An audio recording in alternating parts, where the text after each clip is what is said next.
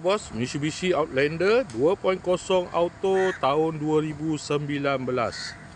Kereta dah cantik, cat dah baru, condition semua okey lagi, tak ada masalah. Kereta ni boleh loan bank, loan kredit dan loan kedai.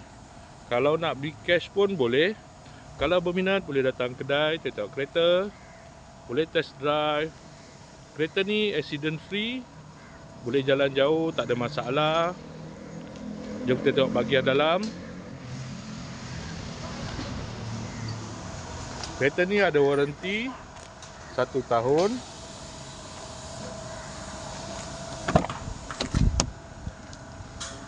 Dalam masih cantik lagi, leather seat, 7 seater.